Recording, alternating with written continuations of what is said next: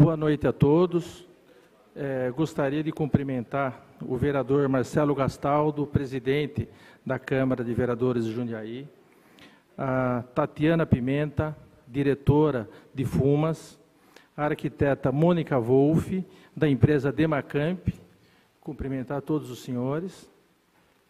Hoje nós estamos aqui para apresentar o diagnóstico do Plano Local de Habitação de Interesse Social, PLIS, que vem sendo feito há um ano e hoje eles concluíram qual a quantidade, a necessidade da habitação popular em Jundiaí para a gente poder estar caminhando nos próximos anos. Então, essa audiência pública tem como objetivo apresentar à Câmara Municipal e à população o diagnóstico habitacional. O plano de habitação ainda está em desenvolvimento e estudo, e hoje vai ser apresentado um retrato da habitação no município, e apresenta uma questão histórica de Jundiaí relacionada ao tema. É um plano estratégico de longo prazo e também um plano de ação. É uma ferramenta de planejamento com propostas operacionais, que devem ser implementadas a curto, médio e longo prazo. A próxima etapa será a construção de propostas no campo habitacional para o plano diretor participativo, que está em curso na cidade. Nós iremos apresentar a demarcação de ZEIs em vazios urbanos, por exemplo, para incentivar a iniciativa privada a produzir habitação de interesse social, e não apenas de médio e alto padrão. Por isso, a importância de uma audiência pública como essa. O plano possibilitará a construção de uma nova política municipal de habitação e que, integrada a habitação às demais políticas públicas, resultarão em qualidade de vida para os moradores de uma cidade socialmente justa. Bem, nós estamos na Fumas, há 90 dias, o trabalho vem sendo desenvolvido na administração do Pedro Bigardi, no sentido de priorizar a habitação popular em Jundiaí. Como já falei, nós pretendemos discutir com a sociedade nos próximos meses a apresentação de terrenos indicados como áreas de ZEI, onde, nesses terrenos, só poderão ser feitas habitações de interesse social. Por que isso é necessário? O que aconteceu? Como nunca foi indicado nenhum terreno como ZEI, houve especulação imobiliária nos últimos 30 anos, o terreno em Jundiaí hoje é muito caro. Então, o proprietário do terreno, em vez de fazer uma habitação popular, que tem um custo muito mais baixo, ele prefere fazer habitação de alto padrão, porque o preço do terreno, ele consegue um valor muito mais alto.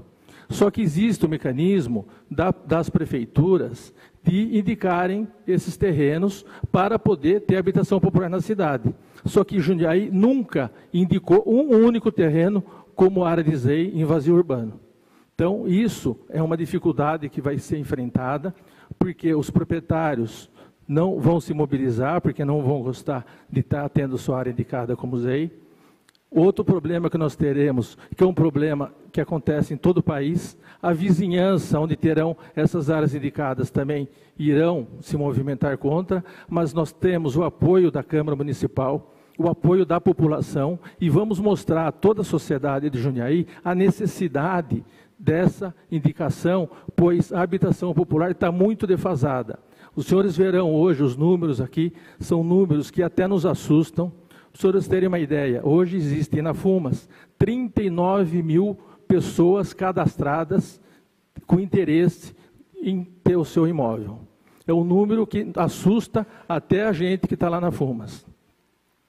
Nós fizemos um sorteio há pouco tempo, tivemos 12 mil inscritos para o sorteio de 544 unidades. Então, a produção é pouca e a demanda é muito alta. Então, nós vamos preparar a cidade para poder dar uma demanda bem maior para toda a cidade. E nós estamos também fazendo um plano onde a iniciativa privada vai estar vindo junto conosco. Nós vamos apresentar isso no plano diretor, O plano diretor é um plano diretor participativo, então, com a participação de toda a sociedade, nós vamos estar construindo isso. Eu gostaria aqui de passar a palavra para o vereador Gastaldo.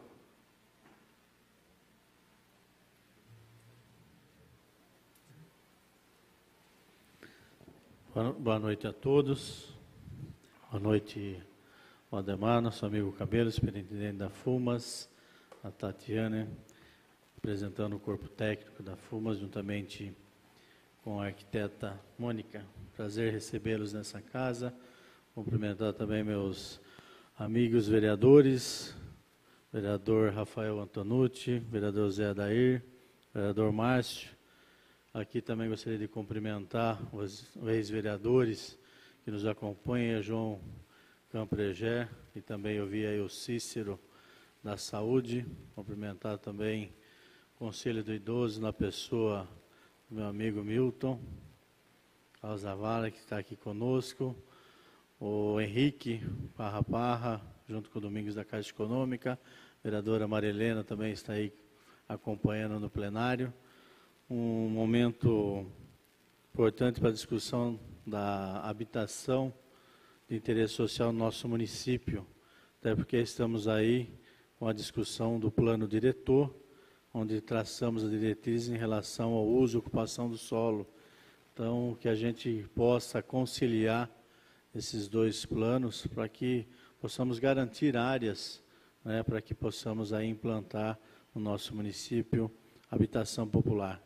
Estamos felizes de ter essa audiência aqui nessa casa, Ademar, e as portas estão abertas aí, vamos ouvir, né, o que a população tem a nos dizer, e aí também da vinda desse plano para o município, que a gente possa também contribuir. Então, nesse instante, só desejar a todos aí uma boa audiência, e logo na sequência a gente faz as nossas considerações também. Um bom trabalho. Passo a palavra para a Tatiana, que nós vamos começar a apresentação.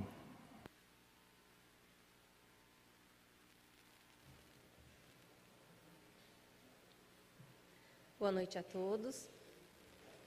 Bom, como que a gente vai estar apresentando o diagnóstico do plano de habitação?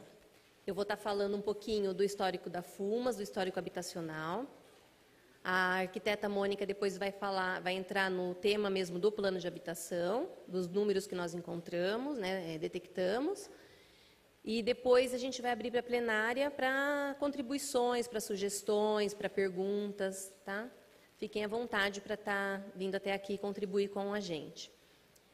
Esse não é o plano de habitação pronto, porque ele está sendo construído. Como que funciona a construção do plano, a Mônica vai explicar. Primeiro a gente faz a metodologia de trabalho, depois nós capacitamos os atores envolvidos, depois a gente elabora o diagnóstico, que é o levantamento habitacional do município, e depois a gente parte para a proposta mesmo do plano, que são as estratégias e ações. Nós estamos, nesse momento, desenvolvendo as estratégias de ações.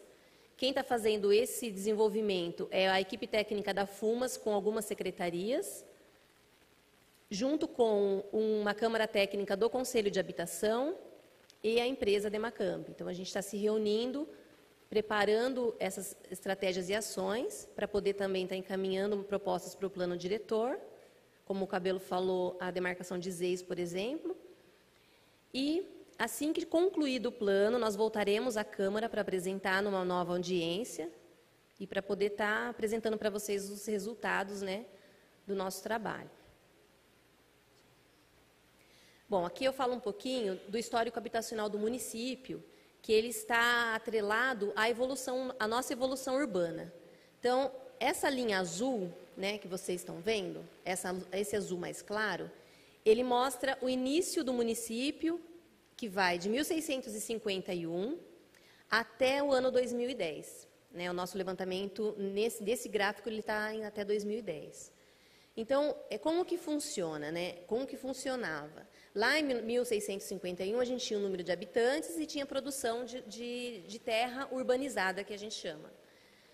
1875, vai crescendo, começa a crescer. 1910, 1944. Em 1944, a gente tem um número de quase 60 mil habitantes. Nesse momento, é um momento que a gente tem uma explosão imobiliária, né? Começa um crescimento habitacional grande no município, principalmente por conta da vinda da rodovia Anhanguera. A gente tem também nesse período o Planidil, que é um plano de desenvolvimento industrial, e muitas indústrias são atraídas para o município, e muita gente vem em busca de mão de obra. Então, num período de 40 anos, nós passamos de 60 mil habitantes para 260 mil habitantes, que chegando nessa linha tracejada verde. Né? Aqui a gente está falando essa linha tracejada verde, ela representa no gráfico 1980, né? O final da década de 70, início da década de 80. Nesse momento, o que a gente tem? Uma ruptura, né, da oferta de lotes no município. Então, a gente teve um crescimento muito grande habitacional, porém, a gente não tinha terra urbanizada para essa população morar. O que aconteceu, então, com essa população? As pessoas precisam morar em algum lugar. Aí, nesse momento, é que começa o crescimento de favelas. A gente tem também um crescimento vertiginoso de loteamentos irregulares no município, clandestinos, irregulares, que é o fracionamento da nossa área rural e da Serra do Japi, né? O fracionamento de chácaras, sítios, vai se tornando lotes irregulares. A gente tem o crescimento de favela, que é a linha amarela, o loteamento irregular é a linha laranja. Aí, o que a gente tem também desse momento para cá, no início da década de 80 para cá? Começa a crescer no município condomínios de alto padrão. Então, a gente passa a ter aqui uma concentração de renda. No mesmo tempo, no mesmo crescimento, né, na mesma velocidade que cresce o loteamento irregular, também cresce a favela e cresce o loteamento de alto padrão. E aí começa o trabalho da FUMAS. A FUMAS ela foi fundada, né, no final em 1979, ela começou o trabalho justamente porque foi o início, lá era uma favela na Vila Maringá, e começa o início da urbanização ali pelo conjunto Dom Gabriel, que era uma ideologia do, então, bispo Dom Gabriel, junto com Ari Fossen na época. Então, a FUMAS começa aí. E a linha azul, mais escura, aqui embaixo, a última linha azul, representa os conjuntos habitacionais. E aí a gente continua esse crescimento e continua também caindo a oferta de lotes. Porque a gente tem aí nesse momento a 6766, que já estava, né, a todo vapor. Então, a 6766 é a lei de loteamentos, né, de aprovação de loteamentos, e ela também acabou contribuindo para essa redução de lotes urbanizados, porque o empreendedor ele passou a ter mais dificuldades para estar loteando, né? Tem também o nosso plano diretor, a partir de 1969, 64, 69, e depois o Grapoab também vem para dificultar um pouco mais. Então, somando todos esses fatores, Jundiaí acabou tendo pouca oferta de lotes.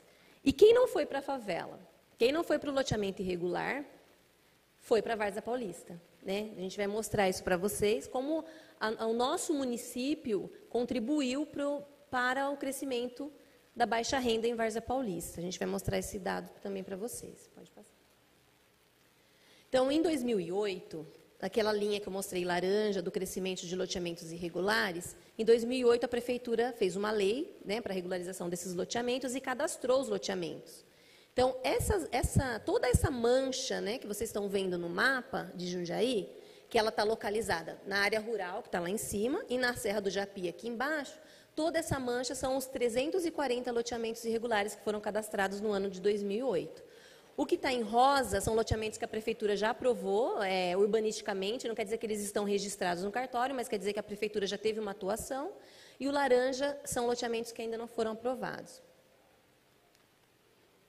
Bom, diante desse cenário, né, da habitação de interesse social, que é um tema bastante complexo, é uma política social difícil de se trabalhar, porque ela envolve várias outras políticas, né, a política de habitação de interesse social. Ela acompanha o crescimento da cidade, ela acompanha o mercado. Então, se o mercado imobiliário ele está produzindo muita habitação de interesse de alto padrão, o que está acontecendo com a nossa terra? Ela está sendo valorizada.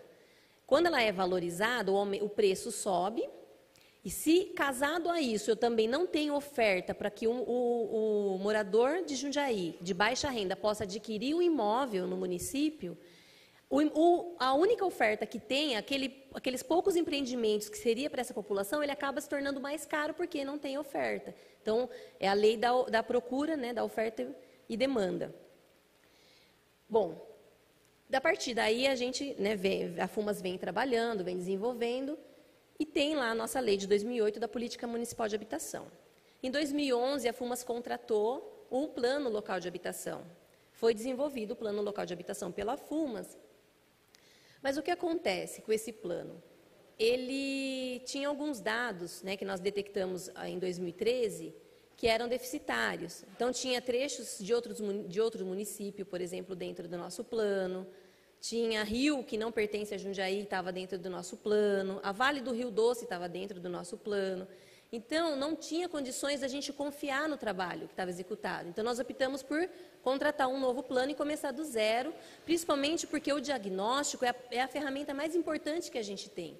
Conhecer o território que a gente atua é a ferramenta mais importante, né? O médico, para ele receitar um remédio, ele precisa conhecer o paciente. E a mesma coisa a gente, para conhecer a população que a gente trabalha, a gente tem que conhecer a população que a gente trabalha. Então, a gente, baseando-se no Plano Nacional de Habitação, a gente contratou o Plano Local de Habitação, que é uma exigência do Ministério das Cidades também, que o município tenha plano local de habitação. Dentro desse plano local, ele traz algumas terminologias. Na Prefeitura de Jundiaí, a FUMA sempre trabalhou favela como núcleo de submoradia. Então, a partir do momento que a gente está trabalhando um plano local de habitação baseado no plano nacional, a gente também está, aos poucos, alterando essa terminologia, que fala o quê? Que a favela, na verdade, ela é um assentamento precário, que não é só favela. O assentamento precário pode ser favela, vila, palafita, comunidade, né? A gente tem, por exemplo, comunidade da Vila Ana. A gente não fala favela da Vila Ana, é uma comunidade. Loteamento irregular de baixa renda também é um assentamento precário. Em Jundiaí nós temos o Retentem, temos Jardim Antonieta, Buraco do Piolho, temos algumas áreas aqui em Voturucaia. Cortiços também é assentamento precário. E conjunto habitacional degradado também. Aqueles conjuntos, por exemplo, que a CDHU implantou no município, alguns blocos do Morada das Vinhas. Enfim, aquele empreendimento que foi feito, mas não foi dada a manutenção, não foi dado o acompanhamento para o morador e ele acabou se degradando, também é considerado assentamento precário. Pode passar. Esses são os assentamentos precários que nós temos no município hoje, tá? Então, vou ler que acho que não dá para enxergar. A gente tem um total de 7.047 domicílios em assentamento precário no município. Então, a gente tem Jardim São Camilo, Novo Horizonte, Vila Ana, Tamoio. Hospital psiquiátrico que foi removido, mas a gente está com as pessoas no auxílio aluguel, então a gente continua computando o número das famílias. Baixada, a mesma coisa. Jardim Fepasa foi urbanizado, mas a gente, como ele não está regularizado, a gente continua tratando como assentamento precário. Jardim Sorocabana, Santa Gertrudes, Vila Nambi, Vila Rui Barbosa, ocupação DR, que é aquela faixa, quando a gente vai para Louveira, na direção do Parque Centenário, tem uma ocupação à direita, na rodovia. Fica ali, a ocupação DR, é uma área do Estado.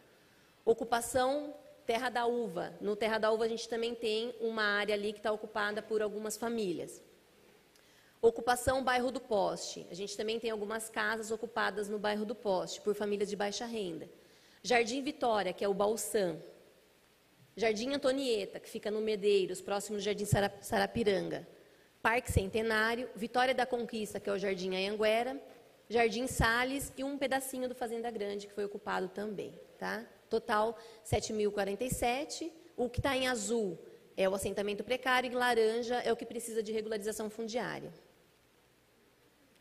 E aqui está a localização desses assentamentos. Tá? Essas bolinhas, laranja são assentamento precário, o que está em vermelho é loteamento irregular e o que está em rosa é conjunto habitacional irregular. Pode ver que eles estão espalhados para o município, né? Hoje a gente pensa assim, a gente não tem, a gente tem também assentamento na área central. A gente tem mesmo, tem, por exemplo, Vila Maringá, está muito próximo. Porém, quando a Vila Maringá começou, ali era periferia, ali não era ainda uma área urbanizada do município. A gente consegue ver isso dentro do mapa de evolução urbana do município. Então, realmente, sempre o crescimento foi na periferia. Pode passar. E aqui, só a título de comparação, as bolinhas, né, cheias são os assentamentos precários, loteamentos. E o que está, o círculo vazio, são as creches, escolas, né, infantis e creches do município. Então, pode ver que a região que a gente tem assentamento, né, lá no Retentem, na região do bairro do Poste, a região do Novo Horizonte, Fazenda Grande, a gente tem menos equipamentos públicos, né, e muita gente concentrada. No Novo Horizonte, por exemplo, a gente acabou de atualizar o cadastro, a gente tem quase 3.600 famílias morando lá, só na favela do Novo Horizonte. Pode passar. Aqui são as escolas de ensino fundamental também, né, para mostrar como elas estão mais localizadas no centro. Daí a importância da política de habitação chegar até as áreas com infraestrutura. Pode passar. E as unidades de saúde. Olha, a saúde está bem centralizada mesmo, tá? A nossa região, ela não desenvolveu a saúde, a educação muito para a periferia. Pode passar. Aqui é o nosso trabalho, né? Um trabalho da FUMAS. Está dividido no período a cada 4 anos. Esse vem até de 1980, 83 até 2014, onde a gente está. Então, o que a gente consegue ver aqui, o trabalho? A gente produziu 12.051 unidades desde que a FUMAS começou até esse ano. Como se deu essa produção? E também regularizamos 625 unidades habitacionais. Como que se deu essa produção? Através do poder público municipal, do governo federal, através da Caixa Econômica. Então, a gente teve Habitar Brasil, Habitar no Bairro, teve alguns programas, Finis, né? Ou Minha Casa Minha Vida Agora. CDHU também teve uma grande participação do crescimento de unidade habitacional no município. Então, a gente tem lá em 92, a gente teve um boom, né, de unidade habitacional em Jundiaí, que foi quando a CDHU trouxe o Morada das Vinhas. Não só a Morada das Vinhas, na mesma época ela trouxe o Vila Cidadania, depois trouxe o Jardim Salles. Então, a CDHU, ela, em 92, teve um impacto aí no município. Depois, no ano 2000, teve esse crescimento por conta do Fazenda Grande. Foi o ano que o Fazenda Grande foi implantado. Ele foi implantado com recursos, com financiamento imóvel na planta.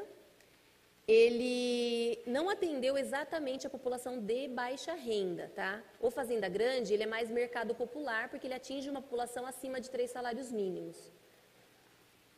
Depois, em 2008, a CDHU volta para o município e faz o Jundiaí J, que é o Vista Alegre, ali no Parque Centenário, e faz também o EFGHI, que é o Mesalira, no Novo Horizonte, com 765 unidades habitacionais.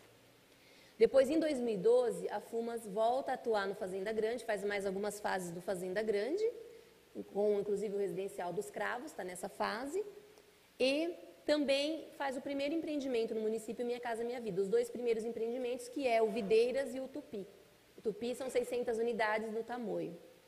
Depois, em 2013, né, com essa atual administração, a gente tem aí em 2014 em torno de 1.600 unidades sendo construídas pelo Minha Casa Minha Vida e Finis. Então, Vila Ana é Finis, Minha Casa Minha Vida, Jardim Novo Horizonte, Jardim São Camilo, e teve a última fase do residencial dos Cravos também, que é o Minha Casa Minha Vida Imóvel na Planta. Pode passar. Aqui é um número que a gente traz para mostrar que a política de habitação, ela é muito complexa, porque a gente está lidando com o ser humano, com a população diretamente, né? A população, ela não tem como esperar uma unidade habitacional. Tem muitos casos que a gente atua, que a família, ela mora em área de risco e a casa vai cair mesmo, e a gente precisa ter uma atitude e tirar aquela família. Ou então, a família perdeu a guarda da criança, o menor está acolhido, né, na casa de Nazaré ou na casa transitória, e a família, para rever o menor, precisa, entre outras ações, ter a unidade habitacional. E aí o juiz, ele delibera que a gente tem que estar atendendo. Enfim, a gente tem N casos que a gente tem que atender. E em 2011, final de 2010, início de 2011, a gente teve uma chuva muito forte no município e morreu uma família do Jardim São Camilo soterrada. Nesse momento, a FUMAS estava trabalhando com a possibilidade do auxílio aluguel. E naquela época foi feita a primeira lei do auxílio aluguel, no valor de R$400, porque era uma ação emergencial. Naquele momento foram tiradas muitas famílias do Jardim São Camilo e Tamoio, foram levadas para o residencial Videiras, que era o empreendimento Minha Casa Minha Vida, e muitas foram para o auxílio aluguel. Depois, em 2011, a Fumas reajustou esse valor, que a lei ela só era por um ano. Cada ano a Fumas tinha que alterar a lei. Em 2011, ela alterou de R$ 400 o auxílio aluguel, foi para R$ 600. Em 2012, novamente, de R$ 600, o aluguel subiu para R$ 800. Indiretamente, a gente mexe também com o mercado, quando a gente mexe no valor do auxílio aluguel, porque naquele momento, em 2013, já não se encontrava no município imóveis para alugar com menos de R$ 800. Aí nós vimos a necessidade de estar mudando a lei e fixando um reajuste para essa lei, para parar com esse aumento abusivo e dessa loucura. Foi quando a gente criou a lei, fixou o valor de R$ 850 e alterou a lei colocando um índice de reajuste. Nesse momento, a gente já tinha, no final de 2013, a gente já tinha 192 famílias no auxílio aluguel. Em 2014, mais 46 famílias. Em 2015, hoje, nós estamos com aproximadamente 400 famílias no auxílio aluguel.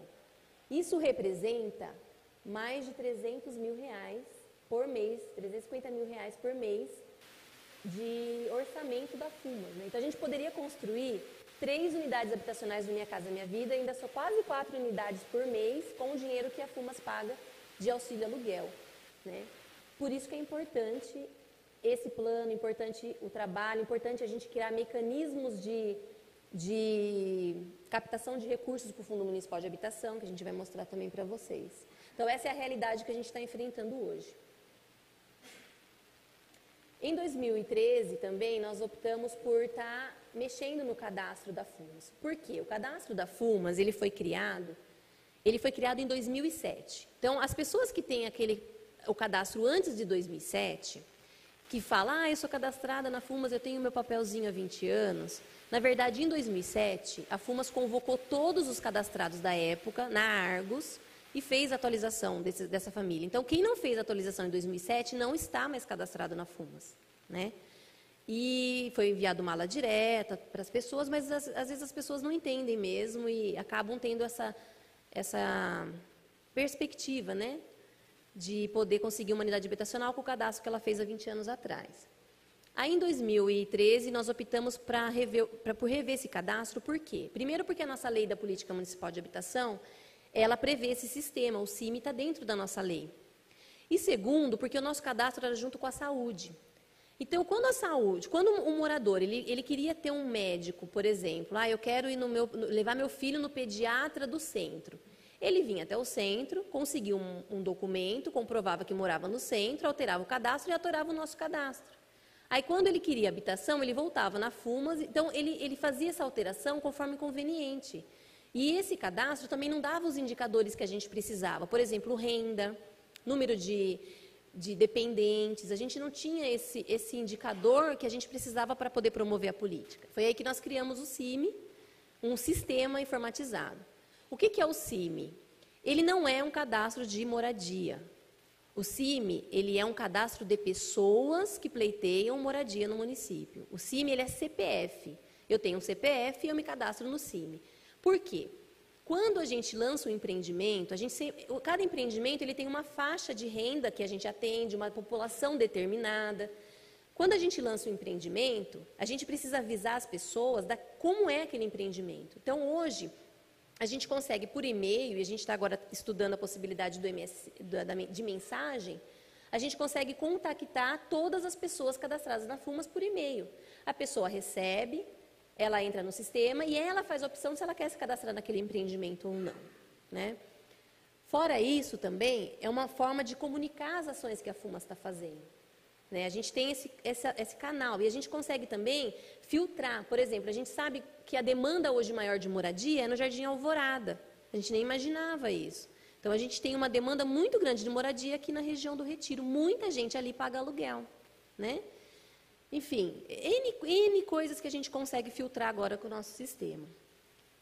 E esse daqui, então, nessa data, né, em maio, a gente tinha em torno de quase 40 mil inscritos no sistema.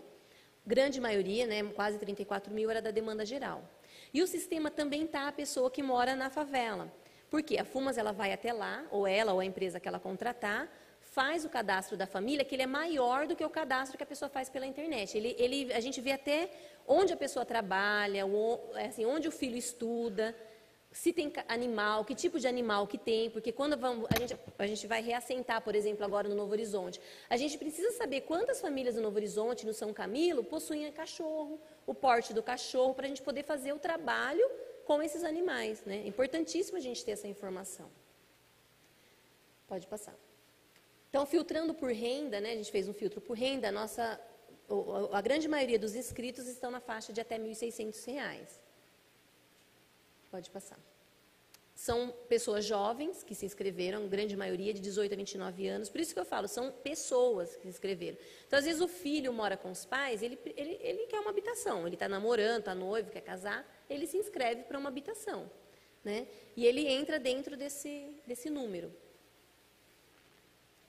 Aí a gente tem uma pesquisa que o plano diretor fez, lá em 2013, ele começou o trabalho com uma pesquisa que é a leitura comunitária. E, a título de curiosidade, a população de Jundiaí respondeu perguntas sobre habitação. Então, ela foi perguntada se ela estava satisfeita com a oferta de habitação no município. E não é oferta de habitação FUMAS, é oferta de moradia, né? Os jundiaienses estão conseguindo adquirir um imóvel em Jundiaí?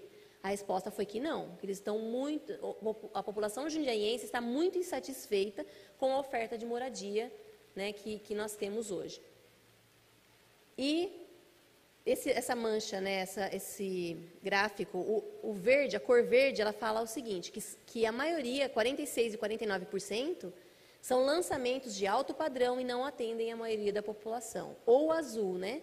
Ainda são poucas unidades novas, tem muita gente sem moradia própria. Vê como é importante né, o trabalho da política de habitação. E aqui, quais são os principais problemas da cidade? Nós estamos em terceiro lugar. Então, o primeiro problema da cidade é a saúde, o segundo problema da cidade é a segurança e o terceiro é a falta de moradia. Agora, a arquiteta Mônica.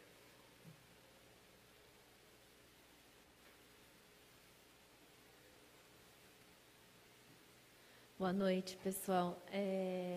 Depois da explanação que a Tati fez, dentro desse contexto que Jundiaí vive em relação à oferta de moradia e habitação de interesse social, nós estamos elaborando junto com a FUMAS o Plano Local de Habitação de Interesse Social. Pode passar. Então, dentro do contexto nacional, a partir de 2003 houve a implantação da nova política de habitação nacional. Houve uma ampliação dos recursos e subsídios para a habitação, a criação do Sistema Nacional de Habitação e a adesão de prefeituras e governos do Estado a esse sistema. Pode passar. Para adesão ao sistema e garantir recursos federais que venham para o município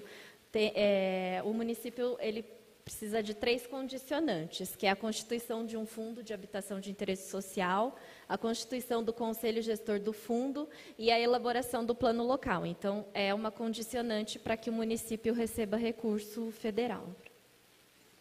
Pode passar. Aqui é um pouco o contexto da habitação de interesse social no Brasil, né? Habitação social na periferia e grande estoque de terra vazia em áreas centrais, o alto custo dos terrenos urbanizados, um grande contingente de famílias morando em favelas e loteamentos clandestinos, os recursos ainda insuficientes para o equacionamento do problema e os investimentos sem visão de conjunto e sem planejamento a longo prazo. Então, dentro desse contexto é que surgiu a Política Nacional de Habitação e dentro disso, a exigência do Plano Municipal de Habitação. O Plano Local de Habitação de Interesse Social é um plano estratégico que define metas, um cronograma físico e financeiro para a resolução dos problemas. Então, há um cálculo do quanto é o déficit de habitação no município e após esse cálculo, as estratégias de ação, que se definem em metas de investimentos a longo, médio e curto prazo. As etapas de elaboração do plano são 3. A primeira etapa é a proposta metodológica, como que a gente vai elaborar esse plano. A segunda etapa, que é a etapa, talvez acho que é a etapa mais longa, que é o diagnóstico do setor habitacional. Então, há uma leitura do setor habitacional dentro do município de Jundiaí. Então, como isso tem acontecido no município. E a terceira etapa, a definição das estratégias de como resolver esse problema. A proposta metodológica é a organização e coordenação dos trabalhos, como será feita, o cronograma de atividades, o detalhamento do conteúdo do plano. O diagnóstico ele é dividido em 2 partes. A primeira parte é uma contextualização, que a gente trata o município dentro da inserção regional dele, ele está dentro do aglomerado urbano de Jundiaí, o que isso interfere, quais as condições institucionais e normativas, a legislação que baseia a política de habitação e a oferta habitacional. E a segunda parte é a parte das necessidades habitacionais, onde há o cálculo do déficit, de quantas moradias precisam ser construídas para atender a população de interesse social. O levantamento dos assentamentos junto com a equipe técnica da FUMAS. Há também o cálculo da demanda futura, porque o plano ele é um plano que tem um horizonte de 10 anos. Então, nesses 10 anos que o plano ficará vigente, quantas habitações serão... quantos novos domicílios terão no município. E a necessidade de terra e localização. Pode passar. E as estratégias de ação, que é a última etapa, que a gente iniciou agora, junto com a equipe da FUMAS, abrange as diretrizes e objetivos, os custos de atendimento, então, quanto de recurso a gente vai precisar para atender a demanda e como a gente vai fazer como que a gente vai conseguir os recursos para isso, os programas e ações, as metas de atendimento, formulação de indicadores e os mecanismos de monitoramento e avaliação do plano. Pode passar. E aí o produto final do plano, que vão ter a definição de prioridades de curto, longo, médio prazo, os programas de ação, os investimentos com metas vinculadas ao planejamento orçamentário. Então, a gente faz o planejamento orçamentário para o atendimento da demanda em relação ao PPA. E o controle social dos recursos e ações, que aí juntamente com o Fundo e o Conselho de Habitação. Entre a etapa da proposta metodológica e o diagnóstico, nós fizemos também a capacitação dos técnicos da FUMAS, com o professor Gabriel Blanco, que é o advogado que a gente teve como tema regularização fundiária, e a professora Rosana Denaldi, que falou sobre política municipal de habitação. E aí, um pouco do contexto regional do município de Jundiaí e a sua problemática habitacional, a gente fez uma comparação com base no estudo do CENSEBRAP, que é um estudo de 2014, então é um estudo bem atual, que faz essa comparação entre as regiões metropolitanas e o aglomerado de Jundiaí. Pode passar. Então, aqui é o mapa da macrometrópole paulista, onde o aglomerado de Jundiaí está ali entre a região metropolitana de São Paulo e a região metropolitana de Campinas, que é uma localização muito estratégica. Pode passar. E aqui uma comparação entre os PIBs das regiões da macrometrópole. Então, aí o aglomerado de Jundiaí, com PIB per capita em 2012 de 57 mil e alguns quebrados, que é, na verdade, o maior PIB entre as regiões.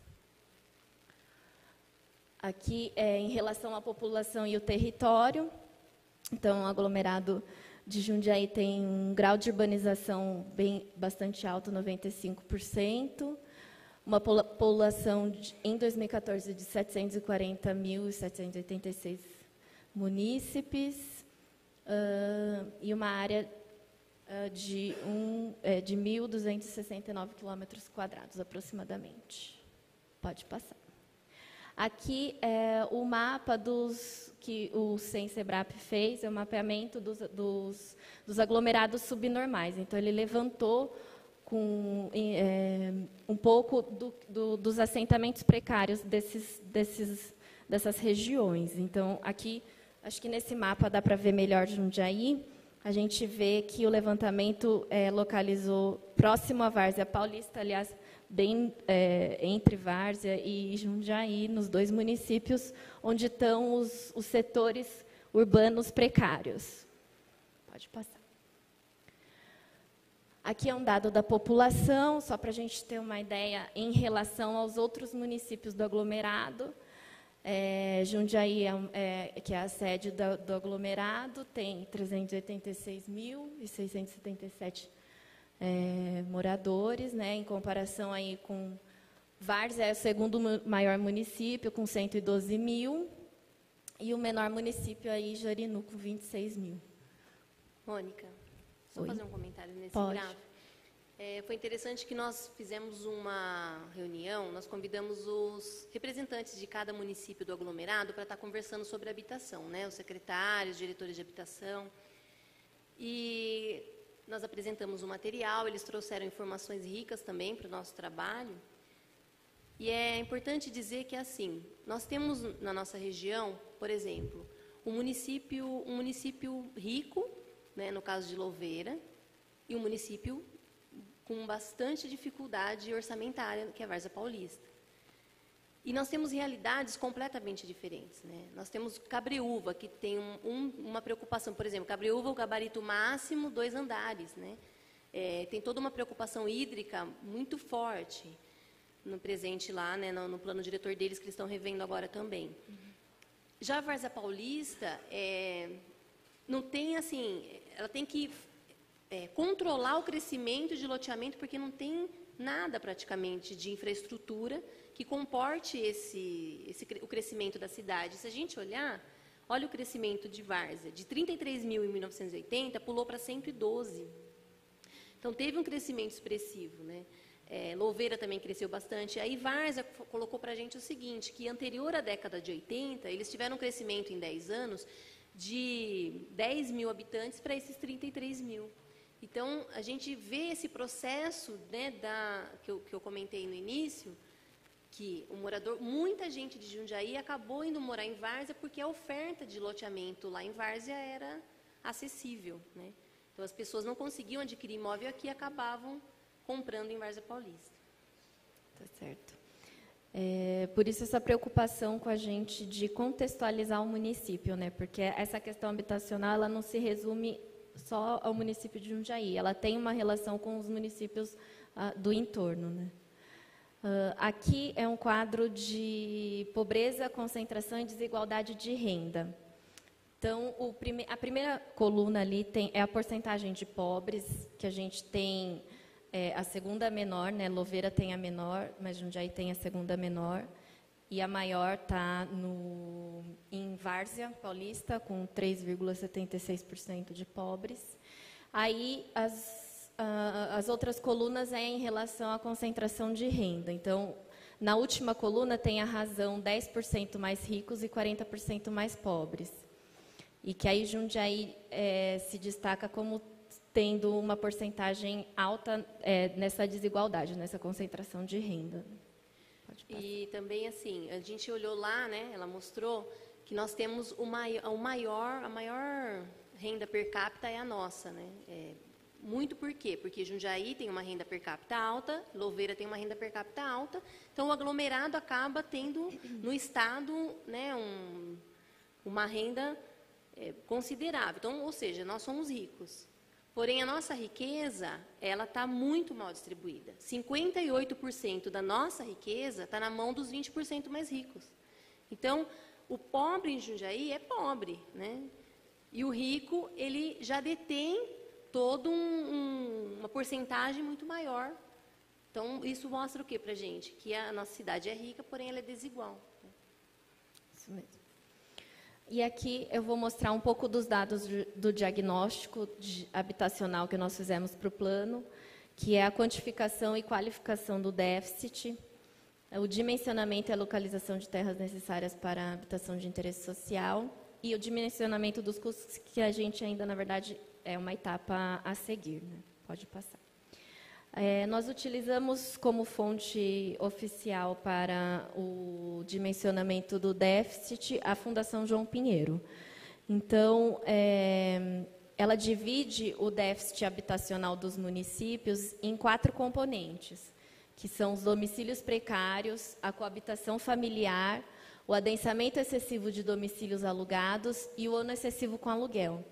E que a gente pode ver aqui nesse segundo quadrinho, que o maior número está na coabitação familiar, em Jundiaí. Né? E, além do déficit habitacional, que, na verdade, é o quanto de unidades, novas unidades têm que ser produzidas no município, tem a inadequação habitacional, que ela pode ser solucionada com... Não precisa ser uma nova unidade, pode ter a urbanização ou a regularização fundiária. E que se divide também em 6 componentes, na verdade. O adensamento em domicílios próprios, a falta de infraestrutura, que seja ou o abastecimento de água, ou o esgotamento sanitário, ou o destino do lixo, se tem ou não coleta de lixo, e se tem ou não banheiro exclusivo. Aí, no déficit habitacional básico, a Fundação João Pinheiro, ela dá o dado de 2010. Como nós estamos em 2015, a gente faz essa correção no número, né? Então, o déficit de 2010 chegava a 11.158 domicílios novos a serem construídos, uma necessidade. E de 2010 para 2015, atualizando com a taxa de crescimento de domicílios do IBGE, de 2,5%, uma estimativa para 2015 de 12.627 domicílios. E aí, juntamente com a FUMAS, a gente fez o levantamento do que está dentro de assentamentos precários, seja favela, seja loteamento irregular ou conjunto irregular, e do que está difusa no município, aquela que a gente não consegue localizar, né? E os domicílios em assentamentos precários, nós temos um número de 7.047, que a Tati já mostrou. E dentro dos assentamentos precários, quais municípios que terão que ser removidos, ou por questão de que estão em área de risco, ou por questão da precariedade construtiva. Então, a gente tem esse levantamento do quanto vai ser removido de assentamentos, que é 3.837 domicílios. Então, o dado da João Pinheiro, que a gente tem de 12.627, a gente tem um déficit dentro de assentamentos que é de 3.837, e aí o que está difuso no município, que a gente não consegue ver, seja em coabitação, que é um maior componente que a gente viu aí, chega a 8.790 domicílios, fora de assentamentos. E se nós compararmos pegarmos esses 12.627, a gente multiplicar 2.627 domicílios, a gente multiplica por 3,1, que é a taxa familiar que que o IBGE coloca para o município, a gente vai chegar em quase 40 mil pessoas, né? Então, por isso que a gente compara às vezes com o nosso sistema, que não está tão fora, né? É um número que dá para a gente trabalhar. O dado de inadequação, nós temos também aí o quanto tem de domicílios adensados, que são muitas famílias vivendo juntas, que é o segundo maior número, e a carência de abastecimento de água, aí a gente tem o maior número. O esgotamento vem depois, com 1.649 domicílios, e a carência de infraestrutura, pelo menos um componente, ou é água ou é esgoto que falta, e a gente tem a maior parte dos domicílios, 3,1% dos domicílios. Pode passar. E, além dos dados atuais de 2015, a gente também tem que levantar aqueles que vão surgir nos 10 anos que o plano ficará vigente. Então, dentro desses 10 anos, Jundiaí vai crescer e o quanto de domicílios vão ser, o quanto de novos domicílios vão ser necessários ou serão produzidos. E dentro disso, o qual deverá ser atendido pela FUMAS, que é essa faixa de 0 a 5 salários mínimos.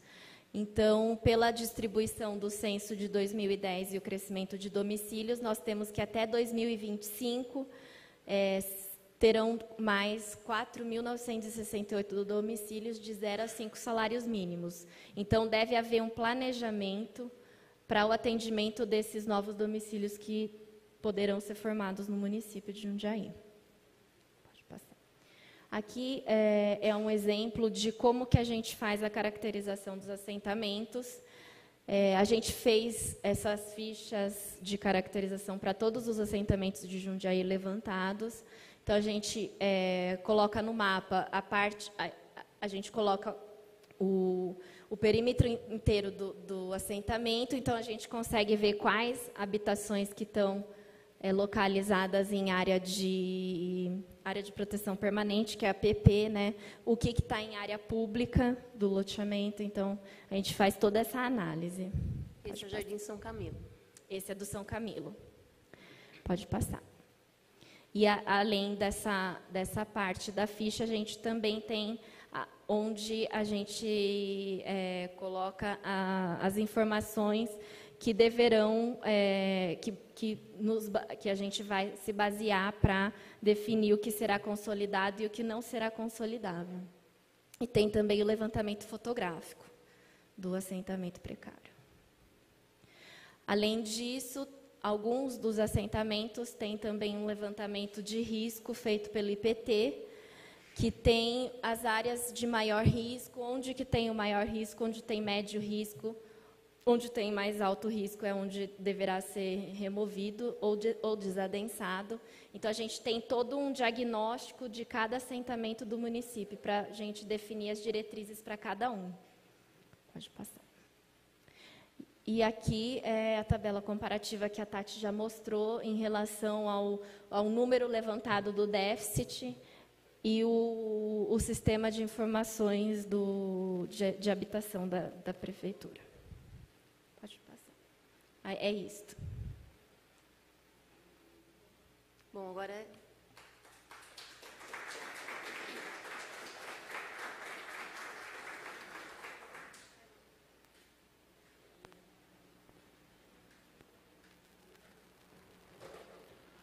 Bom, vocês puderam dar uma olhada nos números, em números de grandeza, com 4.000 unidades, nós praticamente resolveríamos os assentamentos precários em Jundiaí, porque os outros 8.000, mais ou menos, que ficariam, seriam feita a reurbanização nos assentamentos precários.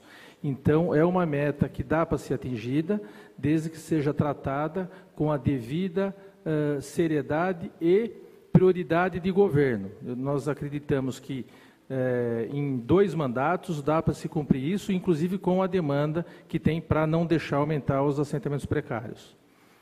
E o governo Pedro Bigardi está indicando nessa situação que nós pretendemos esse objetivo. Gostaria de abrir a palavra a quem quiser fazer alguma pergunta, comentários. Pode se dirigir aqui.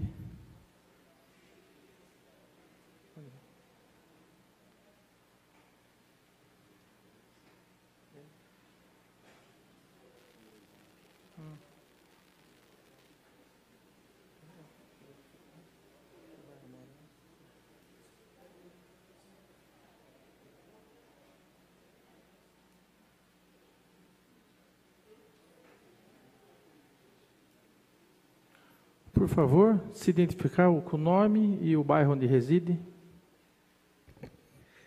Eu sou José Bessa, sou da Associação do União do Novo Horizonte e morador do Jardim Novo Horizonte. Os números que a gente viu aí é muito importante, né? Uma boa informação para todos nós e todos nós que moramos nessa submoradia principalmente, né?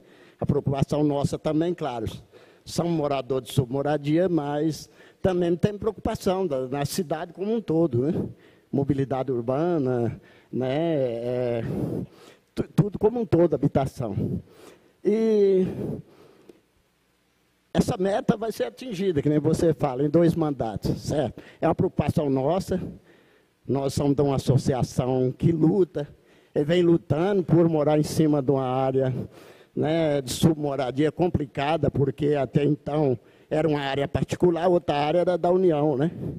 Então, sempre a gente teve essa preocupação, cobrando sempre da administração passada, e principalmente dessa agora, e que a gente está buscando isso aí, e uma parceria, praticamente quase uma parceria com a FUMAS, né? Porque a gente acredita que nessa administração se preocupou muito. A gente sempre acompanhou Minha Casa Minha Vida para urbanizar a submoradia. Eu tive uma reunião em São Paulo, na Superintendência de Patrimônio da União, quando tinha uma ONG de São Paulo que luta por moradia popular. Eles teve um documento, eles tinham, numa reunião, nessa reunião eles estavam com um documento diretamente do presidente Lula e assinado pela Dilma, que era da Casa Civil, pedindo para que as terras da União fossem destinadas à moradia, Minha Casa Minha Vida.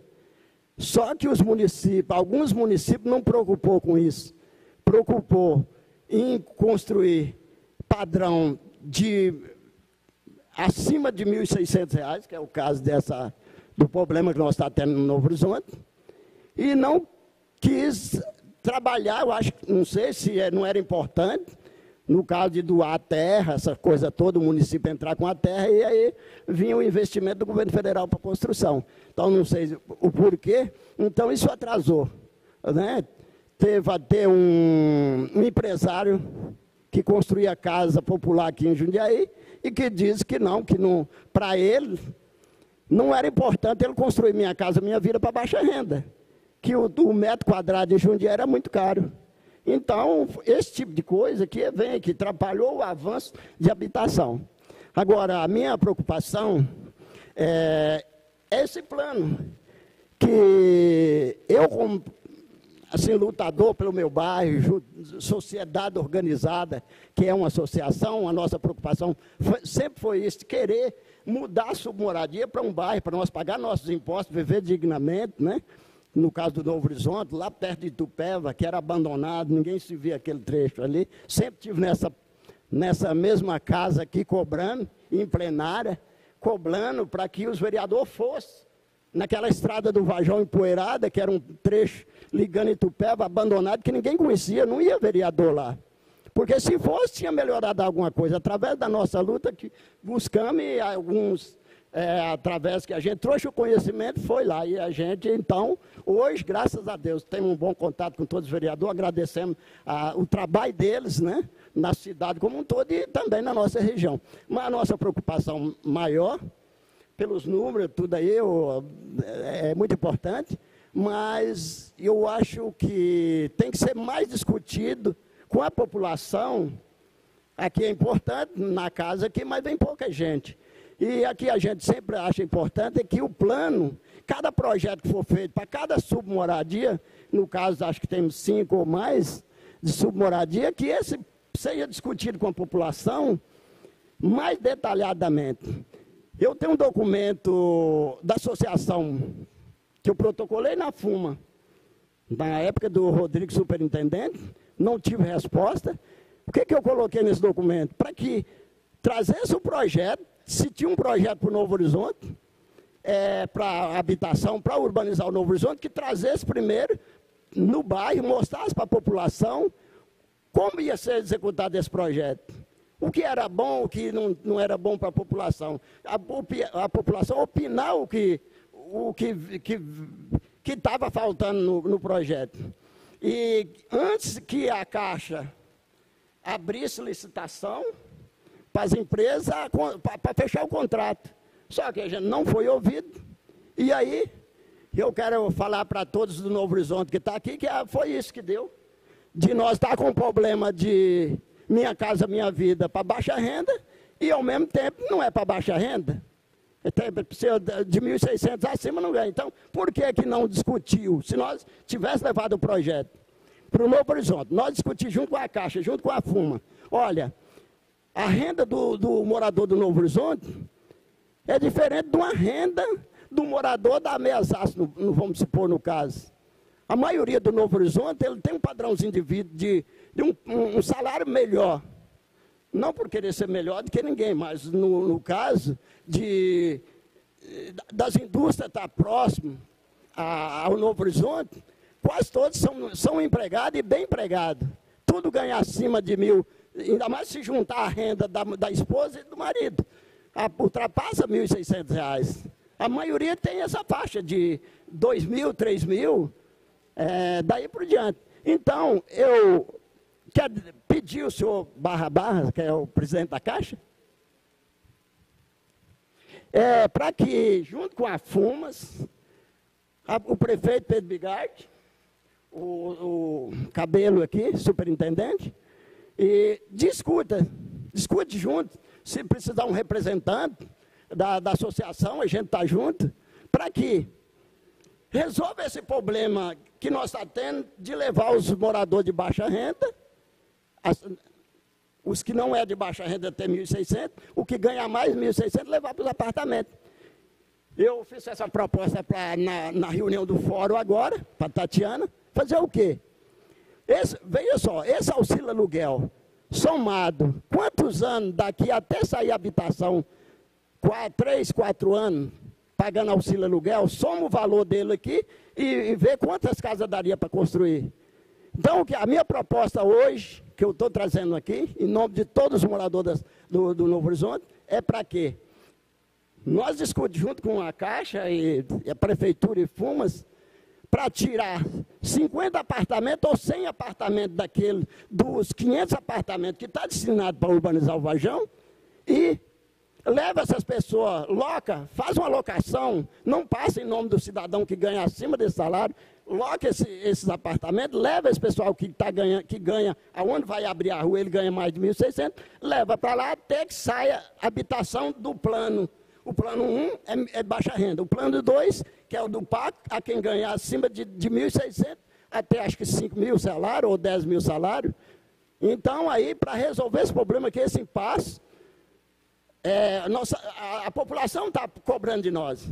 A associação hoje, ela recebe mais ou menos umas 50 pessoas por dia na associação, cobrando isso aí para nós tomar uma atitude, já que não foi discutido antes de trazer o projeto definido para a população. Olha, tem esse problema, nós vamos ter essa faixa de salário tal, e isso não foi discutido nos primeiros reuniões do fórum, que hoje já estão há 6 meses, cada mês tem uma reunião do fórum, então não foi discutido. Então essa é a minha proposta. Vamos ver se os vereadores também interferem com isso, nessa negociação. Vamos tirar esse impasse. Não dá para mudar uma lei. Veio umas pessoas aqui da oposição cobrar dos vereadores para que talvez mudasse uma lei. Como que o município vai mudar uma lei que é norma da Caixa e norma do plano Minha Casa Minha Vida, que é do governo federal? Isso não cabe, mas cabemos nós todos aqui a discutir esse problema, viu? Então essa é a minha colocação. Agradeço pela oportunidade. Obrigado. Viu?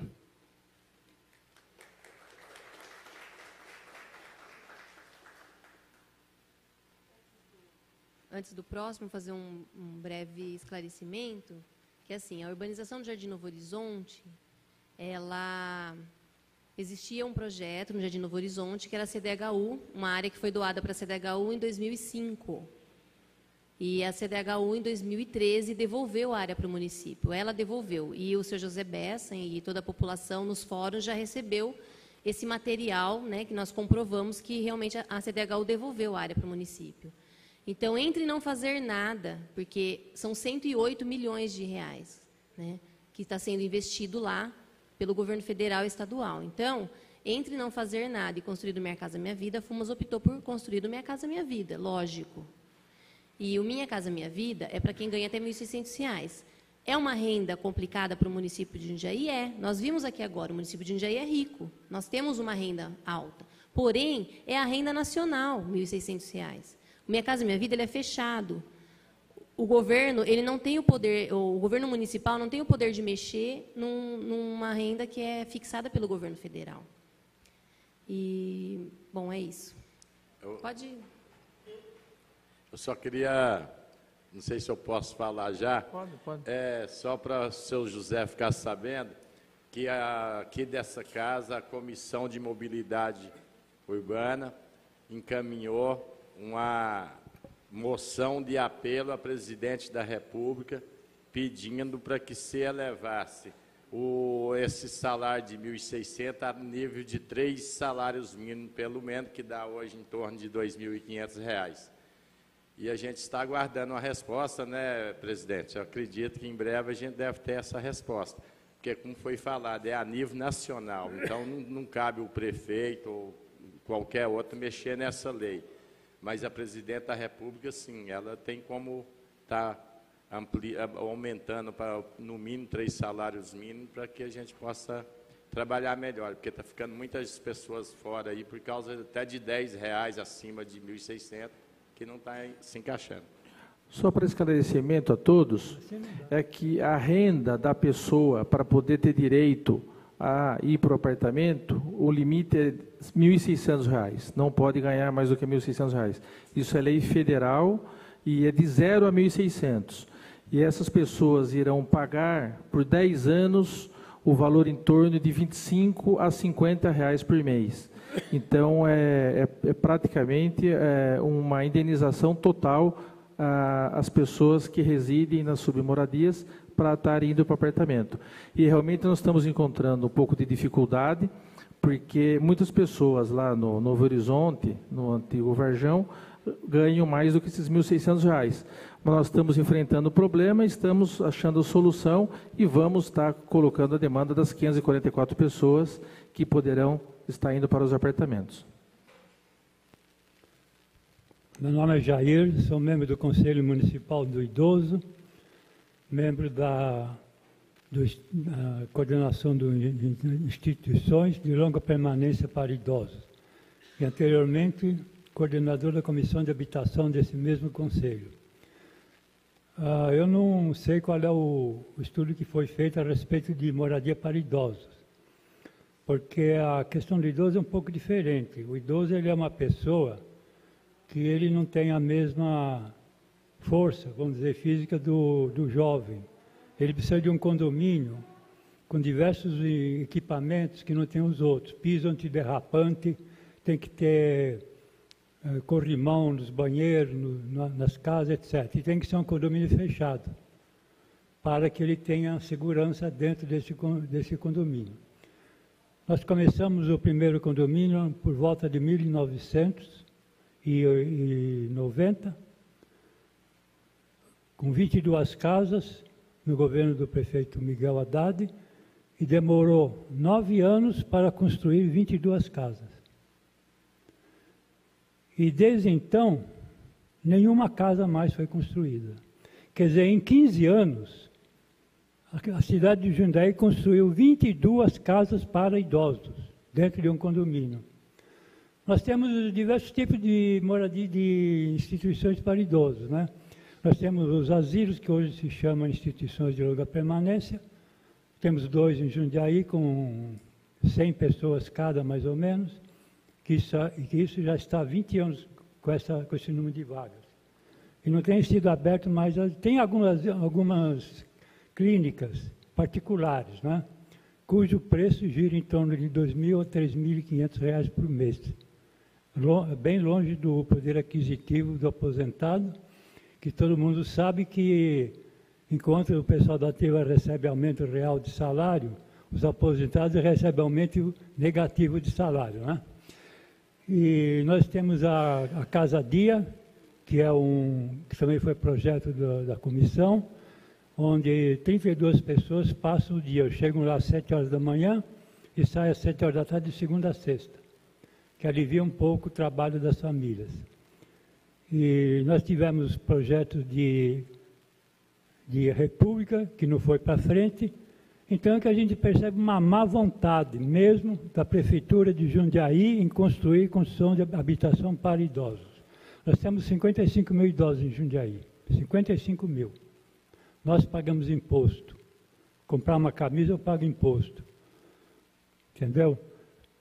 Se eu vou a um restaurante comer, eu pago imposto. Se eu vou comprar remédio, eu pago imposto. Só que nós não estamos tendo retorno. Então, eu gostaria de incluir nesse plano moradias para idosos. Que nós temos, é um absurdo, em 15 anos construir 22 casas para idosos. Né? Eu sei que a FUMAS, eles têm uma porcentagem de 3% para idosos, mas não é a mesma coisa idoso morar no condomínio já do que morar no condomínio para idosos, como eu já expliquei. A característica do idoso é diferente, ele tem que ter um atendimento diferenciado. Então fica a minha sugestão aí para incluir moradias para idosos. Obrigado.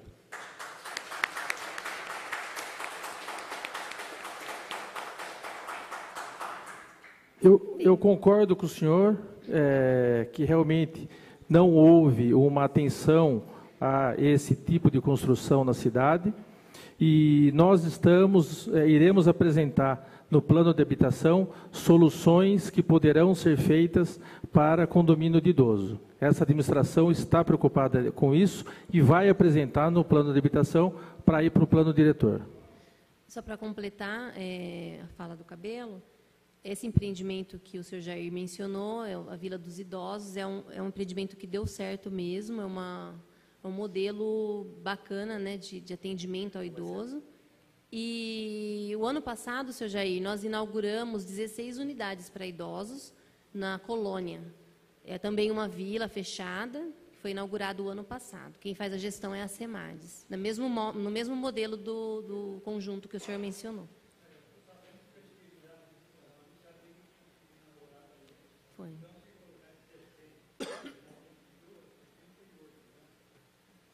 Ainda é pouco. Da CDHU, ela colocou porque a área da prefeitura, a prefeitura doou o terreno, numa área localizada, muito bem localizada, né? E tem também todo empreendimento habitacional, 3% é destinado aos idosos, tá?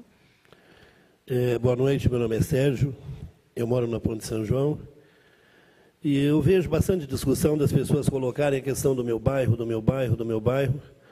Eu acho que a gente tem que discutir a cidade como um todo. O modelo está esgotado porque quando começaram a colocar a questão do reajuntamento das pessoas, não era para colocar as pessoas, era para levar para longe as pessoas. Tem famílias hoje, bairros que estão a 30 quilômetros da cidade, e aquela malha, né, não existe nada no entorno. Então, era uma política de levar os pobres para longe da cidade. Hoje nós temos que inverter essa lógica e não falar no nosso bairro. Se existe a questão dos R$ 1.600, é porque existe uma demanda dos mais precarizados por aqueles R$ 1.600. E quando alguém aqui fala que Jundiaí é rica, não é. Jundiaí não é rica. Estatística é uma coisa, realidade é outra. O salário mínimo em Jundiaí é o mesmo a nível nacional. E a gente conhece milhares de famílias que subsistem com isso. Então, nós temos que nos ajuntarmos e participar intensamente desse plano diretor que está aí. E não adianta a gente colocar só os fóruns, a minha situação, o meu bairro, nós temos que participar enquanto povo. Porque nós podemos mudar essa condição habitacional de uma outra forma. É o povo participando, porque quando você querer levar para o seu bairro, o outro levará para o seu bairro, e o outro levará para o seu bairro, e aí vai fazer o quê? É igual elástico, ele vai romper. E a gente não vai ter um plano de moradia nessa cidade. E eu estava vendo ali, 4 mil, né? Até 2025. É pouco. Nós não temos 40 mil pessoas? Eu li 4 mil.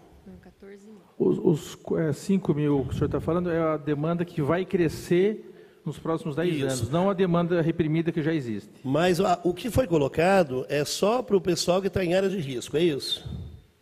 Essas 4 mil? Não, a demanda futura, ela é domicílios. Aqueles 4 e 5 mil são domicílios, não é por pessoa, lembrando que é a família, né? E a demanda futura, ela não é em relação à área de risco. Ela, na verdade, ela não tem localização, porque ela ainda não existe. É o que vai se formar no município. É por isso que eu voltei a falar dessa questão do bairro. Nós temos que pensar a cidade como um todo. como um todo. Porque o adensamento da cidade, as variáveis que houve nessa cidade, é que gerou essa situação de descalabro. Nós temos uma cidade rica com uma população pobre. E essa população pobre que é que se desloca, que trabalha nos arrebaldes da cidade e cada dia que passa mais longe.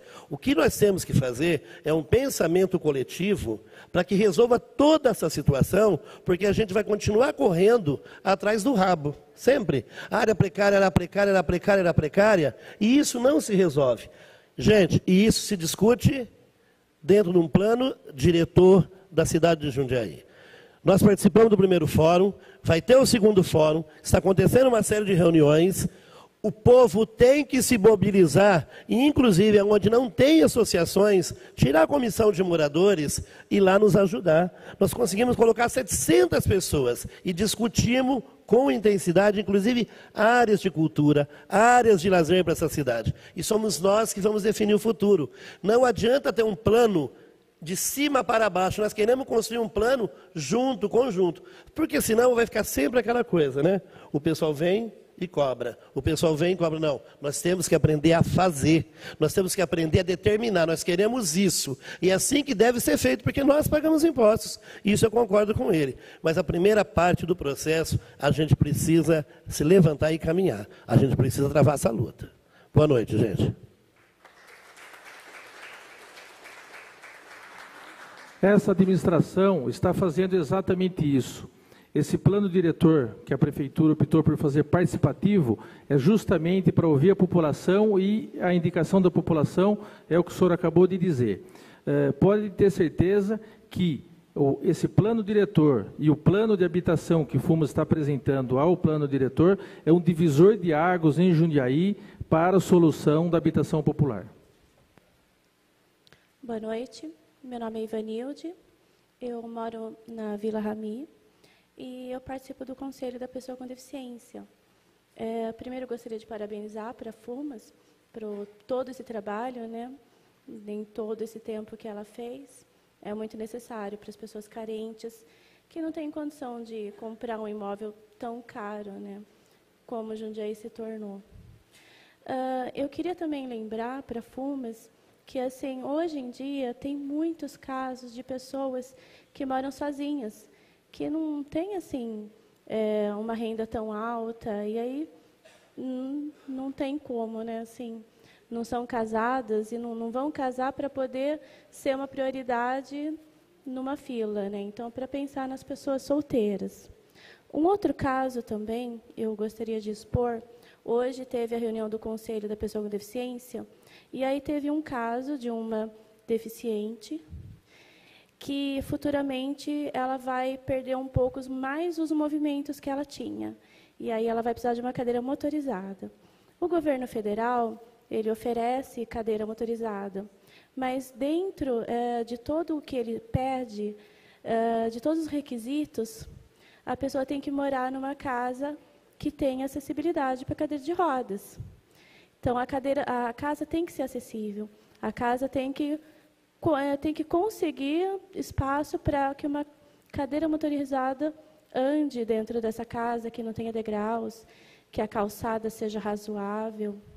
Então, assim, que a Fumas pense nessas pessoas que querem ter uma cadeira motorizada para poder ter uma independência e que, sei lá, não sei, encontre uma maneira que, não sei, os vereadores, não sei quem, que possa facilitar para colocar eles numa fila, para que eles possam vir a ter uma casa acessível, para eles poderem ganhar uma cadeira motorizada do governo. Obrigada, boa noite.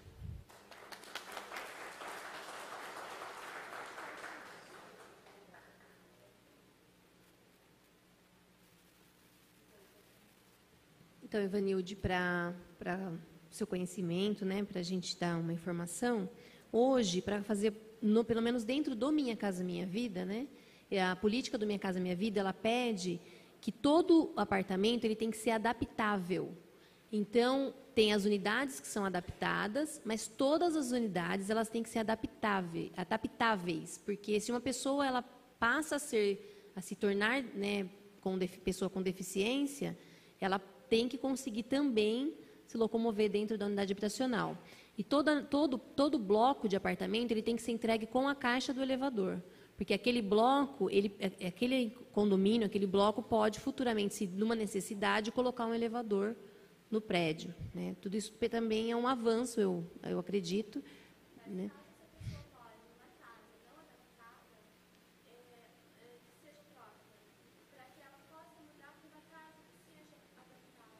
Sim.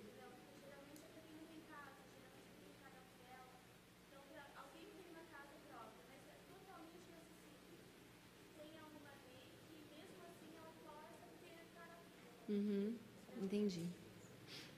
Está anotado. Bom, meu nome é Antônio, sou morador do Novo Horizonte, também tenho um trabalho lá, né, um trabalho social, independente de associação, enfim, mas o meu trabalho é trabalhar com o povo. Então, como é trabalhar com o povo, o trabalho aqui de hoje é junto lutar por uma região melhor, principalmente pela nossa cidade e pelos nossos bairros. No caso do Novo Horizonte, lá aconteceu essa construção que estão fazendo lá, os prédios, né, eu costumo chamar predinho, né, os moradores. Claro, nem todos estão muito contentes, né, mas nós também sabemos que tudo que faz na cidade ou na região, no bairro, não é só para aqueles moradores. Se fosse assim, nós estaríamos brigando lá hoje para dizer o seguinte, não fizesse prédio, só casas populares, mas que fosse só para aquela região. Mas nós sabemos que nossa cidade não tem terra, então, por isso, nossa briga hoje é de lutar para que faça esse projeto, porque nós, cidadãos, nós temos um sonho de ter duas coisas. Primeiro, uma terra para fazer sua casa para morar e, pelo menos, um túmulo, né, um terreno no cemitério para poder morrer digno, né? Então, essa é a nossa briga que a gente luta por hoje. Obrigada.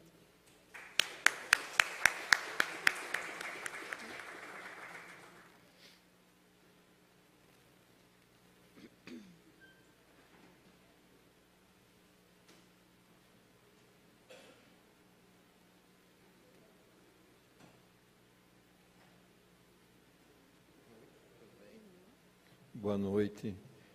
Eu sinto prazer de estar aqui hoje, porque eu também trabalhei na FUMAS num período assim bem crítico, né, Marcelo? Em que o Pedro Bigardi também trabalhou, nós somos companheiros de diretoria, e naquela época já lutavam pela questão da moradia na cidade, né? E era uma luta insana, porque não havia recursos financeiros, hoje existe, né, várias possibilidades. Pois bem, mas eu vim aqui falar pelo segmento do idoso. O senhor Jair já se pronunciou aqui, ele é um nosso conselheiro e uma pessoa assim que exercitou muito essa luta, né, pela questão do idoso na cidade de Jundiaí. Bem, mas nós realizamos a nossa conferência municipal do idoso, dos direitos da pessoa idosa, em dezembro agora passado, e dentro das resoluções que nós vamos levar para a conferência estadual e federal, nós vamos levar algumas questões relativas à habitação, né? Particularmente de baixa renda, ou mais assim, dessas pessoas que têm dificuldade, né, de acesso. Então, uma das decisões foi de que nós vamos pleitear o aumento do percentual de moradias para idoso de 3% para 15%, porque a população do idoso ela aumenta assim de uma maneira violenta, né? Nós temos a estatística de que a partir de 2020 nós já estaremos nos igualando com a população até 15 anos e 2050 nós estaremos ultrapassando os idosos, a população de jovens e a população normal do país. Então, é uma preocupação que o país ainda não se deu conta e que isso se expande, né, para todos os municípios. E mais aqui em Jundiaí, que a gente vê que é um local atrativo, né, para a vinda de pessoas de fora. Quando trabalhamos na FUMAS já existia toda essa questão, né? Eram 17 núcleos de submoradia à época, e nós não tínhamos estrutura para enfrentar essa situação. Pois bem, ela vai continuar, a Jundiaí vai continuar atrativa para a vinda de pessoas de fora, porque ela está bem localizada, né? E também ela tem um parque industrial que atrai pessoas para busca de emprego. Então, eu acho que é uma preocupação dentro desse plano de 10 anos, que vai ser uma dinâmica, ele vai aumentando, vai aumentando, vai aumentando. Haja visto Itupé, Várzea Paulista e Itupeva agora, que está num processo de crescimento bastante grande. Bem, mas eu queria também deixar aqui, eu não vou citar os artigos da lei, porque seria muito longo, né? Mas eu vou deixar aqui com vocês, né? O estatuto, vocês, claro, já detêm isso, porque é um documento nacional, mas no artigo 37, no capítulo da habitação, existe aqui uma série de colocações, né, de pleitos, mas que não são analisados, não são cumpridos. É claro que a gente sabe a situação do país e da cidade, mas é a luta nossa, do Conselho de Idoso, é buscar esses direitos aqui de todas as formas, né? Então, nós estamos agora nos reunindo assim constantemente e trabalhando em cima dessas questões.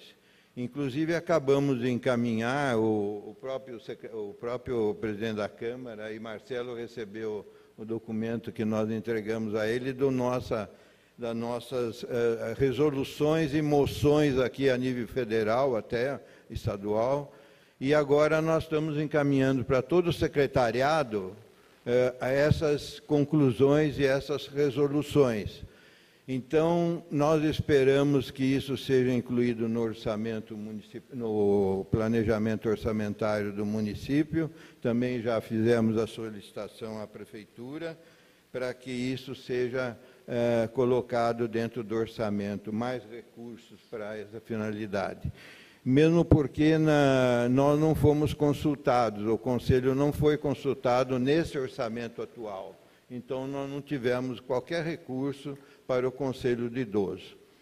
Então, essa é a nossa colocação aqui, é uma luta de um segmento que realmente sofre, né? Haja visto que a cidade tem tido agora vários casos de violências, maus tratos, assaltos, mortes de idosos, né?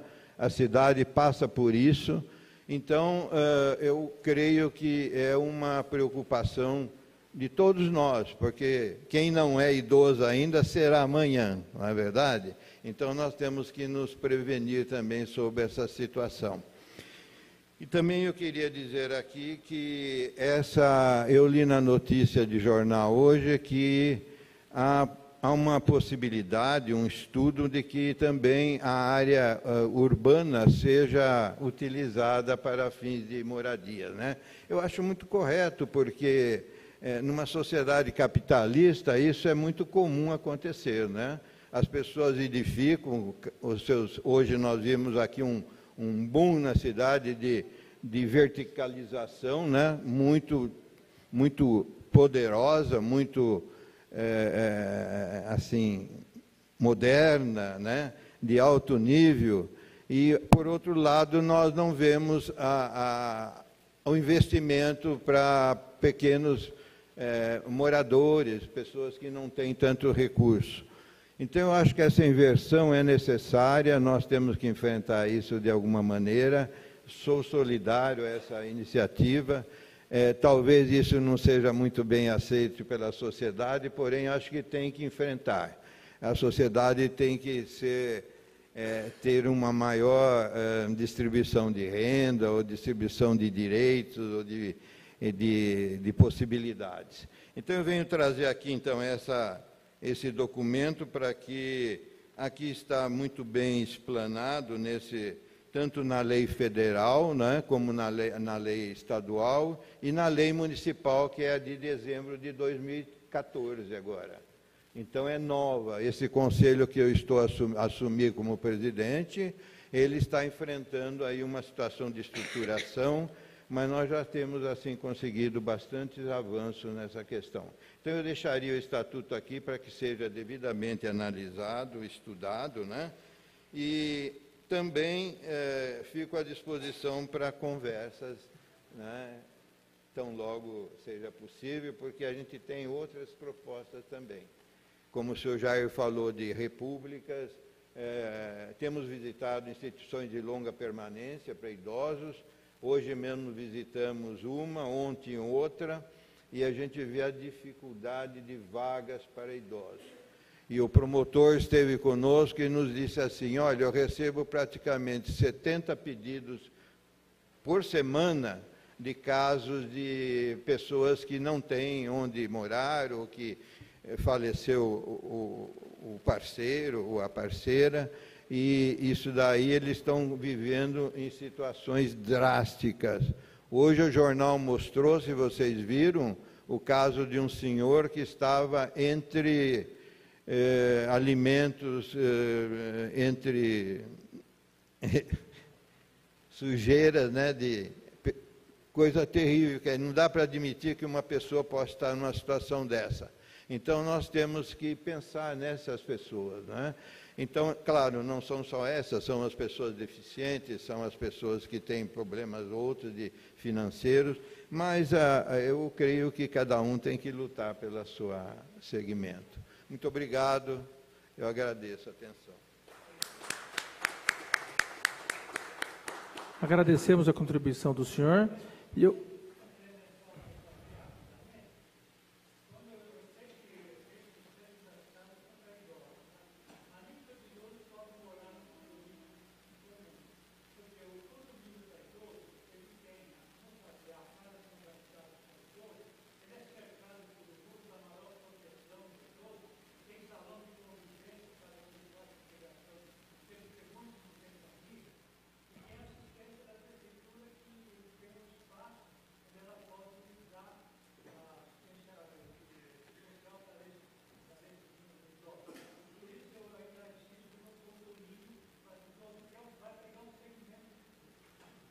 Gostaria de dar uma informação aos senhores, que a partir do dia 1 de julho ao dia 15, nós estaremos fazendo reuniões em centros comunitários da cidade, ouvindo a população. Então, vai estar no site da FUMAS, onde serão esses encontros, e gostaríamos de ter a participação dos senhores e das demais da população.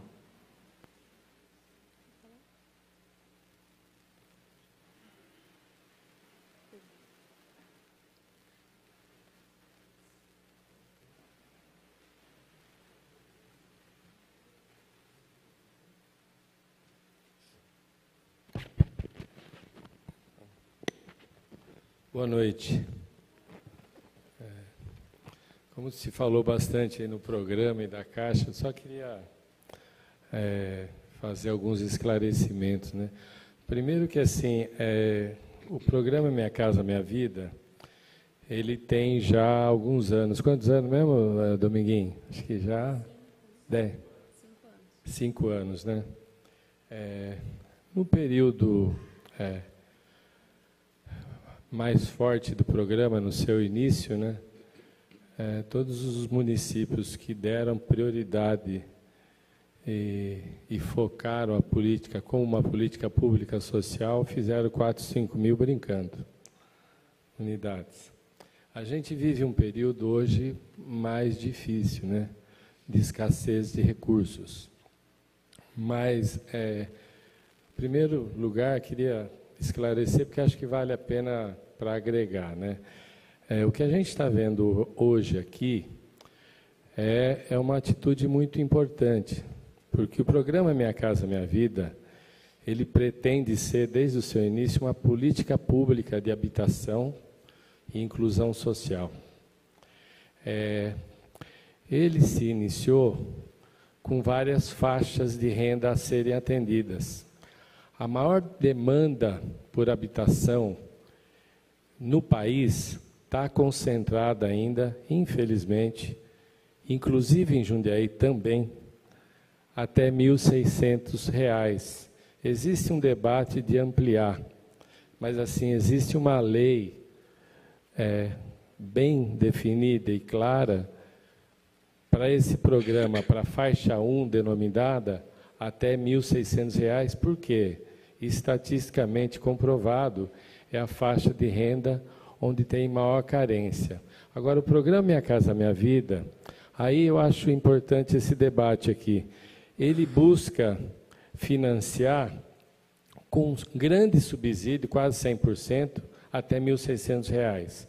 Financiar com menor subsídio até 6 salários mínimos. Daí o subsídio reduzindo até 8 salários mínimos. Daí o subsídio proporcional à demanda das famílias.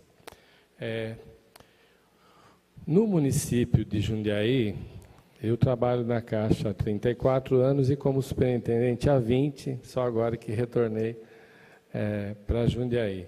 Mas no município de Jundiaí tem essa carência, sim, de estímulo, tanto legal como econômico, para a construção de moradia para as faixas de renda acima de R$ 1.600 até 6 mínimos. Por quê? Primeiro, por ter terra cara. Segundo, porque para você buscar atingir, tem a questão das zonas de interesse social, que estão sendo trabalhadas agora. Se você não tiver o estímulo legal para ter áreas destinadas, realmente Jundiaí vai continuar exportando pobreza e acabando com Várzea Paulista. Isso é estatístico, histórico e legal. O que é importante, eu acho assim, primeiro, os empreendimentos que foram aprovados no município, que dentro do programa Minha Casa Minha Vida, foi o maior número, esses 1.600 unidades. Foi o maior número. Eu não estou comparando, eu sou só um técnico, mas foi o maior número. Essa destinação tem todo um trabalho social a ser feito com a FUMAS. E eu creio que está sendo bem feito. Agora, o programa Minha Casa Minha Vida, hoje, o direcionamento maior é para baixa renda.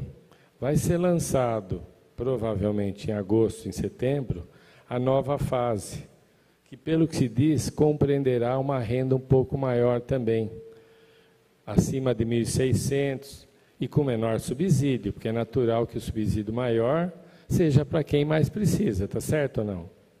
Estou certo ou não? Para quem mais precisa. Sairá o programa também agora aqui. Agora, de nada adiantará ter a continuidade do programa se não houver estímulo do município para que zonas de interesse social sejam tratadas assim. Se não houver isto, continuaremos mandando as pessoas mais pobres para a periferia Várzea Paulista. Hoje eu estava vendo um trabalho do plano diretor, que eu acho também uma iniciativa muito importante. Nós estamos vivendo um período que a gente não acredita em mais nada, então a participação das pessoas é pequena. Mas esse trabalho do plano diretor também é super importante. Eu creio que eu sou um que acaba não indo também, mas assim, a gente precisa participar mais. E isso vai construir a alternativa do que vocês estão colocando agora. É muito importante que, da mesma forma que a gente julga que as pessoas da periferia precisam ser atendidas, a gente também precisa ter a legitimidade de considerar justo, se tiver menos recurso, que seja atendida as famílias que têm menor renda. Só falando do plano diretor que eu vi hoje o trabalho sendo apresentado, mobilidade urbana. O que se gasta mais de transporte entre Várzea e Jundiaí é o transporte urbano. Por quê? Porque as pessoas que queriam morar um dia aqui foram obrigadas a ir morar lá. Daí quem sofre? Sofre os dois municípios, né? Porque gasta mais dinheiro com ônibus, com saúde, com educação, com gente mais triste, né? Então, assim, primeiro, eu queria parabenizar o trabalho, porque acho que esse diagnóstico aqui, muitos municípios já fizeram, mas ele tem uma qualidade muito grande de mostrar toda essa realidade. Primeira vez que eu subo aqui, mas assim, o momento da Câmara participar também é super importante, porque assim, está vindo novas fases do programa. E se houver estímulo para haver zonas de interesse social no município e facilidade de aprovação dos projetos, com certeza na nova safra de projetos que conseguirem ser aprovados, Jundiaí vai poder ser mais contemplado. Porque o programa Minha Casa Minha Vida é outra coisa também. A meu ver, é o programa mais transparente de inclusão social que existe, porque a empresa apresenta o projeto na prefeitura e a demanda da baixa renda, hoje a FUMAS tem uma organização muito bem feita. Então, assim, o que eu queria dizer, primeiro, reforçar como funciona o programa, segundo, parabenizar de verdade mesmo a iniciativa, e terceiro, essa participação aqui, que ela se amplie, mas no sentido mais legítimo da participação, né? De buscar atender toda a demanda social dentro dos programas existentes, mas também cobrando a todos de direito as mudanças de legislação necessárias para que Jundiaí possa ser mais contemplada nas novas fases. Mas queria só esclarecer, a gente está à disposição dentro das normas do programa e parabenizar o evento, a participação e dizer que acho que Jundiaí está se preparando bem para a nova fase do programa que vem aí. Bom, obrigado.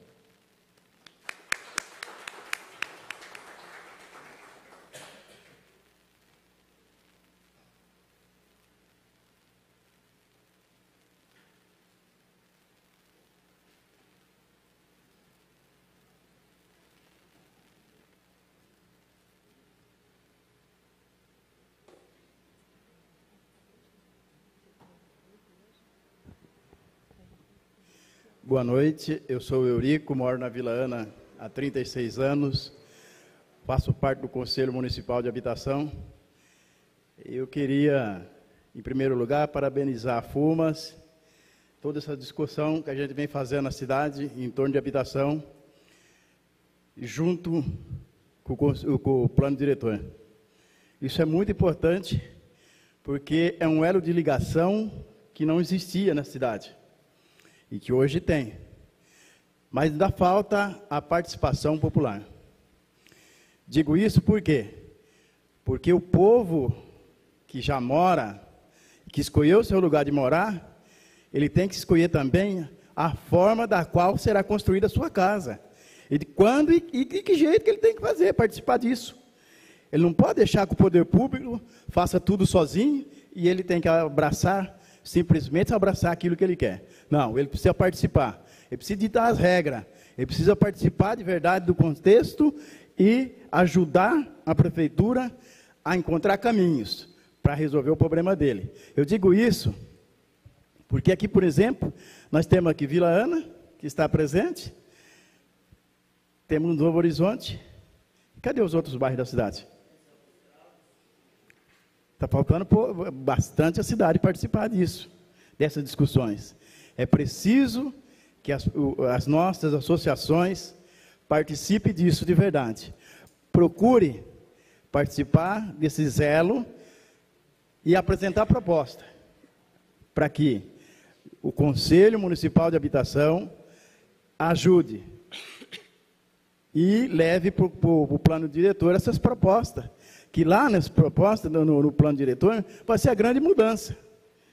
Não é simplesmente a gente chegar aqui, criticar o que já está fazendo e esquecer que a gente tem que dar a nossa contribuição. Criticar é uma coisa, apresentar uma proposta é outra bastante diferente.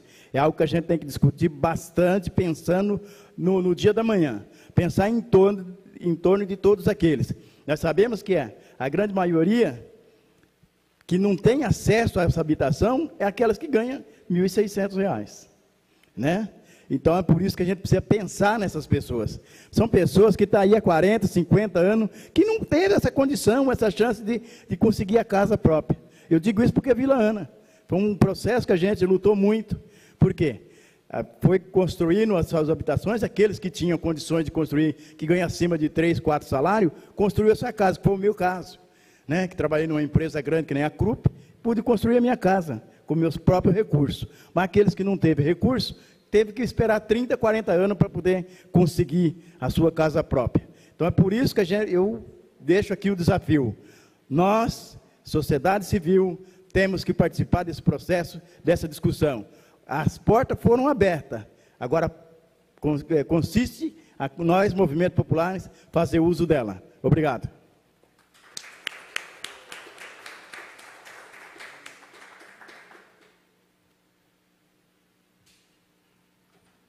Mais alguém quer usar a palavra?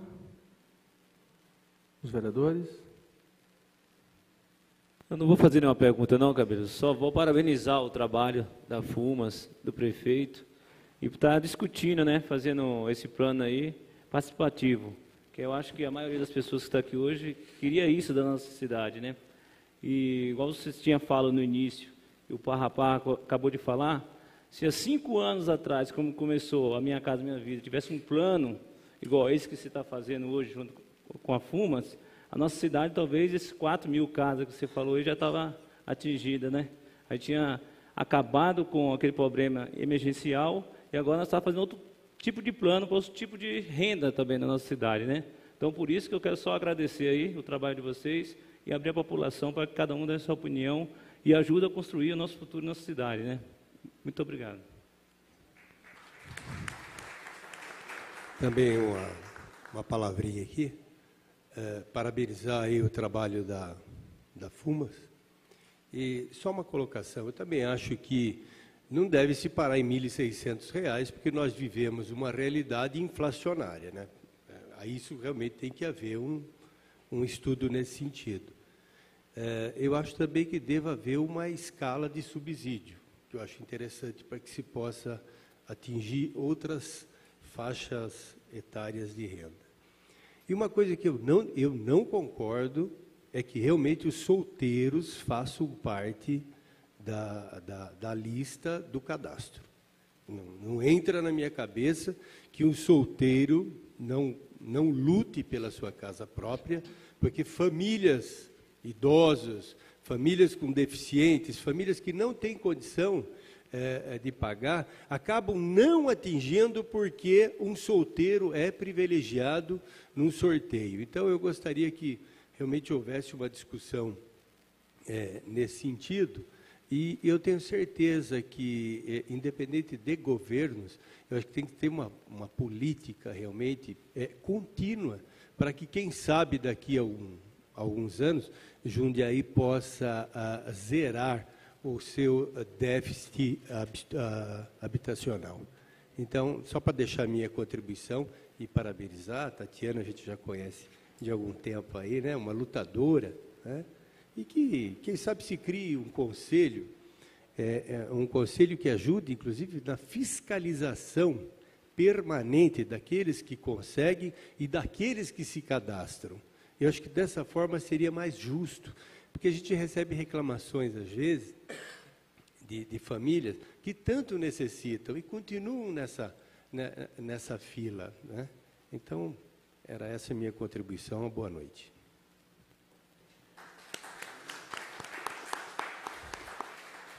Fazer só um breve comentário sobre essa questão da pessoa solteira, né? Hoje, a gente tem o perfil de família mudando, né? Então, a gente tem o casal que não quer ter filhos, a gente tem muita gente que, por opção, vive sozinha, né? A própria Ivanilde, né, quando veio aqui na plenária, ela falou dessa questão da gente trabalhar pessoas que moram sozinhas, né? A gente tem também idosos, né, pessoas que chegaram, né, na terceira idade e moram sozinhas. Então, o que a gente pode fazer para de repente, né, o que é o que a gente faz hoje, beneficiar mais a família numerosa, com dependentes, que a renda per capita é menor, trabalhar os critérios. Então, nós tivemos em Bragança, eu e a diretora de Ação Social, Lucelena, para conhecer como eles trabalham lá. Então, eles fizeram um sistema de pontuação, onde, se tiver mais dependentes, tem uma pontuação, se tiver em vulnerabilidade social, tem uma pontuação. O Minha Casa Minha Vida já trabalha assim. Então, quando o empreendimento é Minha Casa Minha Vida, para o sorteio, as pessoas solteiras elas vão para uma urna onde tem mais gente concorrendo, né? As pessoas que moram há mais tempo, 5 anos de Jundiaí, que foi o caso que a gente colocou do Novo Horizonte, tem mais de dois ou mais dependentes, tiveram pontuação nesse empreendimento. Então, a forma que a gente encontra de trabalhar é essa, né? De estar criando critérios de atendimento à população, mas excluir o solteiro, a pessoa que, por opção, quis viver sozinha, aí não tem como mesmo, porque a gente estaria sendo injusto com muita gente que a realidade dela é aquela. Né? Queria deixar aqui assim como sugestão, porque hoje a gente enfrenta um problema que as pessoas, vamos supor, você quer tirar o pessoal lá da região da Nambi para levar para o Novo Horizonte. A gente encontra um certo problema, vocês que estão nesse trabalho sabem disso. E não sei se era a possibilidade, haveria uma possibilidade da gente estar procurando áreas mais próximas, né? Que nem está acontecendo com São Camilo, o próprio Novo Horizonte, o pessoal que mora lá. Hoje o bairro, a região da Vila Nambi é um bairro que não está sendo contemplado em nenhum loteamento, né? E tem os mesmos problemas que todo mundo. Inclusive, quem conhece lá, você que conhece bem, Tatiana, o Parque Nova República, ali a FUMA forneceu plantas de 70 metros. Hoje lá tem terreno ali que tem 400 metros construído.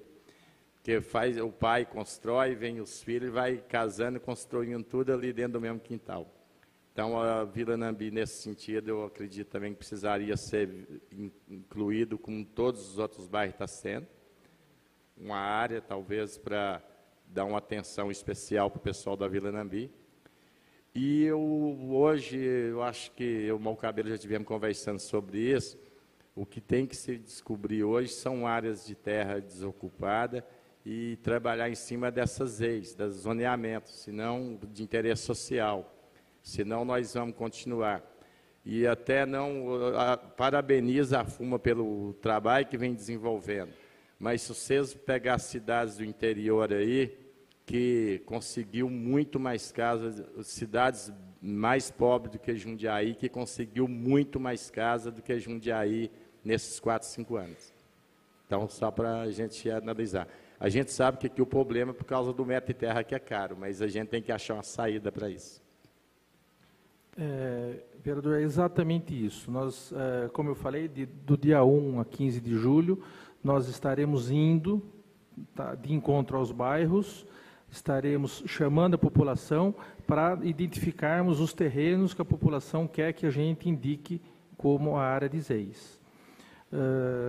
O que a gente quer deixar aqui, o compromisso nosso, é que essa administração realmente está empenhada e vai enfrentar essa situação de indicação de área de ZEIS, e nós precisamos contar com o apoio da Câmara, porque isso vai ter que ser aprovado aqui, tá certo? São os vereadores que dão a palavra final no plano diretor, e nós temos mantido contato com a maioria dos vereadores, e nós estamos sentindo o empenho, e que os vereadores realmente, como representam a população, perceberam e sentem a necessidade que esse é o caminho, não tem outro caminho para a gente, nos próximos anos, estar dando solução à habitação popular.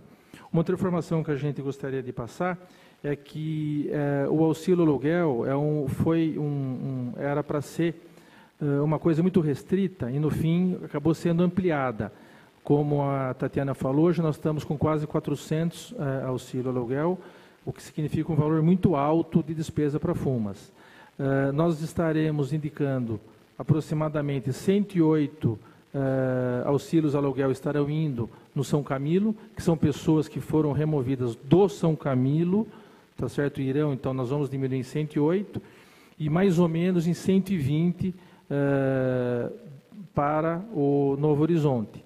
Então vai ficar mais ou menos na faixa de 170, 180 o caso do auxílio aluguel, que nós precisamos acabar com isso. A intenção é zerar isso, porque é um dinheiro que não tem cabimento ficar jogando fora esse dinheiro. Um outro compromisso nosso que nós vamos estar apresentando também, que também os vereadores que vão ter que aprovar, a alteração na lei da parceria com a FUMAS referente a loteamentos, tá certo? Que hoje é de uma forma que nós identificamos que não é a melhor forma e vamos estar apresentando uma proposta que é muito melhor, que vamos estar apresentando aos senhores para a aprovação. E estaremos também inovando, apresentando umas outras propostas que também os vereadores terão que entender para estar aprovando. Então é isso, acho que se alguém quer fazer mais algum comentário, Tatiana, Gastaldo, não? Então acho que está encerrada a audiência pública. Muito obrigado.